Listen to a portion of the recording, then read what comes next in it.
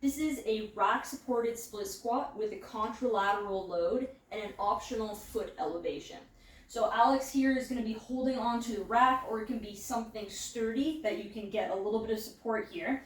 He's starting in the bottom position with his knee, his hip, and his trunk all stacked in line. We want to make sure that through this whole movement, we're moving straight up and down like we're in an elevator shaft. Making sure that if your pelvis was a bowl of water, it stays neutral the entire time. So he's going to focus on pushing through that front leg. That front angles at about a 90 degrees, so you can bring that foot a little bit further forward. Perfect. And he's going to drive down through the ground as he comes up. He's holding the weight in the opposite leg that's forward, slightly in front of that other quad. So go for it, Al. Good. Staying nice, up and down. Pelvis is stacked, pushing through the entire foot.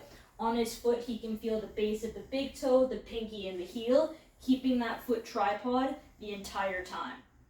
Now to progress this exercise, we're going to add a slight elevation, about 3 to 4 inches in height, so it's requiring a little bit more hip flexion.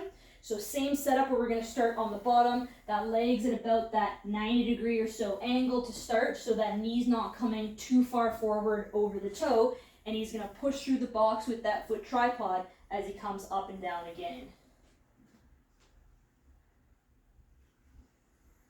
Good, staying stacked the whole time, and he's only using as much support as he needs on that rack through the movement.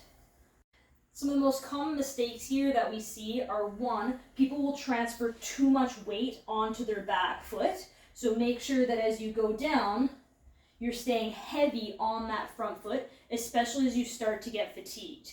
The last mistake that we see is that we want to just make sure that we keep that nice neutral pelvis the entire time. So going straight up and down, and he's got that slight posterior tilt, and he's keeping it throughout the movement.